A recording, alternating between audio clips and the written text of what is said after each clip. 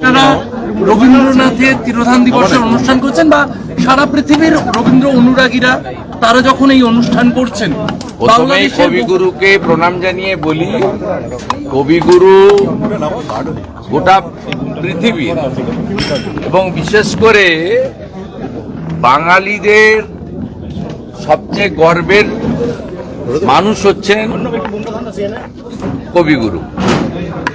অবিভক্ত বাংলা এবং ভারতবর্ষ কবিগুরুর কাছ থেকে অনেক অনেক বেশি সমৃদ্ধ হয়েছে। তার বিদেয়ী আত্মা হয়তো অমর্ত্য লোকে আছেন, কিন্তু তার যে সৃষ্টি সেটা প্রত্যেকটা জায়গায় বিদ্যমান। তাই আজকে 22শে শ্রাবণ সর্বত্র পালিত হচ্ছে।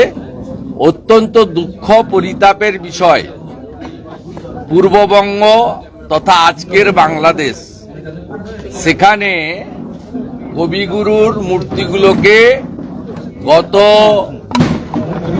2.5 দিন ধরে ভাঙা হচ্ছে এবং এই অর্বাচীন বর্বর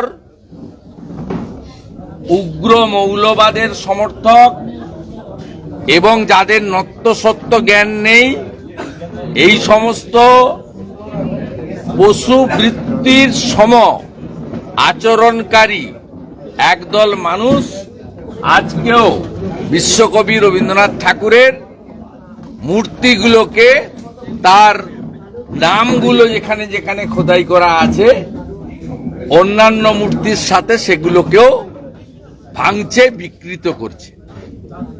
এ যন্ত্রণা পরিতাপের বিষয়। আমরা অপেক্ষা করে আছি তথাকথিত রবীন্দ্রপ্রেমী সেজে যারা পশ্চিমবঙ্গ সরকারের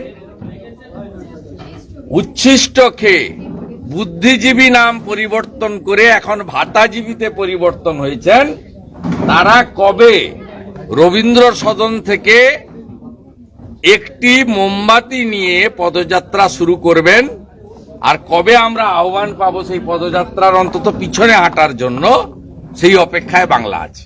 শুভেন্দুবাবু, একটা প্রশ্ন হচ্ছে যে আপনারা উদ্যোগ নেওয়া বা এই যে প্রতিবাদ, বিভিন্ন জায়গায় রবীন্দ্রনাথের মূর্তি পড়ে থাকা বা নানানভাবে যে স্থাপত্য ধ্বংস করা হচ্ছে বাংলাদেশে, না, আজকের প্রোগ্রামের সঙ্গে বাংলাদেশের সম্প্রতি দুদিনের অন্য অনেক কিছুর সাথে সাথে কবিগুরুর স্মৃতি এবং তার যে মূর্তি স্মৃতি, সেগুলোকে যে নষ্ট করে দেওয়া, যে কবিগুরুর তৈরি করা সঙ্গীত বাংলাদেশে জাতীয় সঙ্গীত হিসেবে সমাদৃত হয় আমাদের দেশেরও সাথে সাথে, সেই ঘটনাটার সঙ্গে সম্পর্ক নেই। এখানে কালচারাল সেলের যিনি সভাপতি আছেন, অত্যন্ত প্রতিবাদী একটি কণ্ঠস্বর এবং তিনি নিষ্ঠার সঙ্গে রাষ্ট্রবাদের পক্ষে, ভারতীয় সংস্কৃতির পক্ষে কাজ করছেন, বাংলাকে বাঁচাতে চান তিনি এবং তার টিম। একা তো পারেন না। সেই রুদ্রনীল ঘোষের প্রত্যেক বছরই তিনি প্রোগ্রাম কর্মসূচি করেন, যবে থেকে তিনি দায়িত্ব পেয়েছেন। সেই কর্মসূচি আজকে ছোট আকারে দলের প্রধান কার্যালয়ে হচ্ছে। আমরা সকলেই এসে কবিগুরুকে প্রণাম জানিয়েছি, পুষ্প দিয়েছি, প্রণাম করেছি এবং এখানে মূলত রাজনৈতিক ভাষণ না হয়ে পারফরমেন্স হয়েছে। প্রত্যেকেই রবীন্দ্র সম্ভারের উপর আলোচনা করেছেন, তাদের কথা বলেছেন, তাদের গান, কবিতা, আবৃত্তি ইত্যাদির মধ্য দিয়ে, বা যারা দু একজন ভাষণও দিয়েছেন, সেটাও ঠিক ছিল রবীন্দ্রনাথের বিষয় সম্পৃক্ত, তার বাইরে কেউ জাননি। এর সঙ্গে নেই, কিন্তু যেহেতু প্রাসঙ্গিক, আমাদের খুব কষ্ট হচ্ছে যে আমরা নানা ভাষা, নানা মত, নানা পরিধান, বিবিধের মাঝে দেখো মিলন মহান। ভিন্ন ভিন্ন ধর্মে বিশ্বাস করলেও অন্তত কিছু বিষয়ে আমাদের অবিভক্ত বঙ্গের একটা নিজেদের মেলবন্ধতা ছিল, তার মধ্যে কবিগুরুর সম্ভারটাও অন্যতম। সেই সম্ভার আজকে আক্রান্ত হয়েছে। আমরা দেখছি জাতির জনক আমাদের মহাত্মা গান্ধীর স্মৃতিও ওখানে ভেঙে ফেলা হয়েছে, সেখানে সবকিছুই নিশ্চিহ্ন করা হচ্ছে। সে ঠিক আছে, তার তো শেষ তো আছে, এর আগেও আমরা তো ইতিহাস দেখেছি এবং আমাদের নিউটন তো বলেই গেছেন প্রত্যেক ক্রিয়ার সমান এবং বিপরীত ধর্মী প্রতিক্রিয়া আছে। তাই পৃথিবীটা গোল, সেটা হবে, কিন্তু আমাদের আজকে 22শে শ্রাবণ, এখানে অবিভক্ত বাংলায় বিশ্বকবির মূর্তিকে বিকৃত করা হচ্ছে, ভেঙে ফেলা হচ্ছে, তাকে অসম্মান করা হচ্ছে। আমাদের খুব কষ্ট হচ্ছে, বিষয়টা খুব প্রাসঙ্গিক। আমি বেরিয়ে এসে দুটো লাইন বলেছি। একটা লাইন হচ্ছে, আমি উদ্বেগের সঙ্গে জাতীয় নিরাপত্তা কাউন্সিলের গুরুত্বপূর্ণ সদস্য মাননীয় স্বরাষ্ট্র সমবায় মন্ত্রী অমিত শাহজির কাছে আমি দেখা করে বাংলাদেশের হিন্দু মন্দির এবং হিন্দুদের সুরক্ষায় ভারত সরকার যাতে অবিলম্বে উদ্যোগ গ্রহণ করে সেই আবেদন নিয়ে গেছিলাম। দ্বিতীয় লাইনে আমি বলেছি, তিনি আমাকে আশ্বস্ত করেছেন প্রধানমন্ত্রীর নেতৃত্বে ভারত সরকার এবং সর্বদলীয় মিটিং করে তারা এই বিষয়ে যথাযথ ব্যবস্থা গ্রহণ করছেন এবং করবেন। তৃতীয় যেটা আমি অ্যাডিশন করেছি, যারা সিএ এর বিরোধিতা করেছিলেন, আজকে সিএটা কত প্রাসঙ্গিক। 2019 সালে যশস্বী প্রধানমন্ত্রী নরেন্দ্র মোদীজির সরকার যাতে অবিলম্বে উদ্যোগ গ্রহণ করে সেই আবেদন নিয়ে গেছিলাম। দ্বিতীয় লাইনে আমি বলেছি, তিনি আমাকে আশ্বস্ত করেছেন প্রধানমন্ত্রীর নেতৃত্বে ভারত সরকার এবং সর্বদলীয় মিটিং করে তারা এই বিষয়ে যথাযথ ব্যবস্থা গ্রহণ করছেন এবং করবেন। তৃতীয় যেটা আমি অ্যাডিশন করেছি, যারা সিএ এর বিরোধিতা করেছিলেন, আজকে সিএটা কত প্রাসঙ্গিক।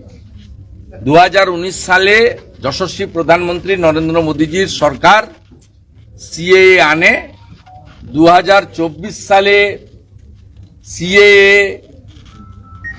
6 মার্চ কার্যকর হয়।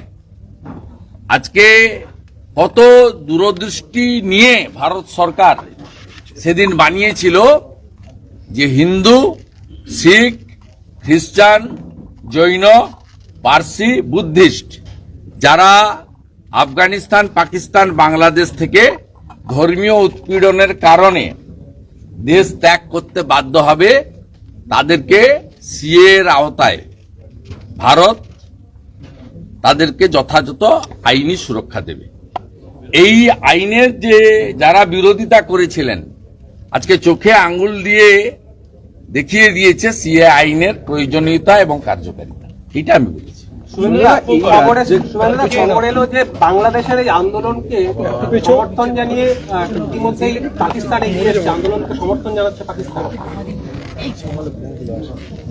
আমি বহির দেশের বিষয় নিয়ে মন্তব্য করব না, কিন্তু as a citizen of the India এটা পূর্ব ইতিহাসের ভিত্তিতে বলতে পারি যে বাংলাদেশে বঙ্গবন্ধু মুজিবুর রহমানকে সপরিবারে খুন করার সময়ও